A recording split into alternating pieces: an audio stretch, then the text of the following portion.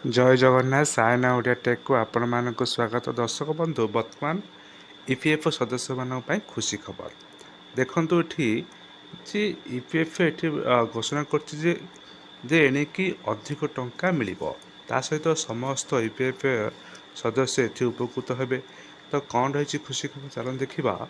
ଯେ ଦେଖନ୍ତୁ, ବର୍ତ୍ତମାନ ଚିକିତ୍ସା ବାବଦ ଖର୍ଚ୍ଚ ବର୍ତ୍ତମାନ ବଢ଼ି ବଢ଼ି ଚାଲିଛି। ସେଥିପାଇଁ କର୍ମଚାରୀ ଭବିଷ୍ୟ ନିଧି ପାଣ୍ଠି ସଂଗଠନ ବା ଇପିଏଫ୍ଓ ଏହାର ସଦସ୍ୟମାନଙ୍କ ପାଇଁ ବହୁତ ବଡ଼ ଘୋଷଣା କରିଛି। କ'ଣ ରହିଛି ଘୋଷଣା?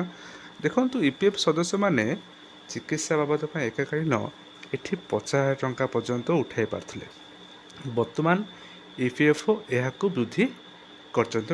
ବର୍ତ୍ତମାନ ଇପିଏଫ୍ଓ ସଦସ୍ୟମାନେ ଚିକିତ୍ସା ବାବଦ ଖର୍ଚ୍ଚ 1 ଲକ୍ଷ ଟଙ୍କା ପର୍ଯ୍ୟନ୍ତ ଏଠି ଉଠାଇ ପାରିବେ। ଏକକାଳୀନ ଏଠି 1 ଲକ୍ଷ ଟଙ୍କା ଉଠାଇ ପାରିବେ।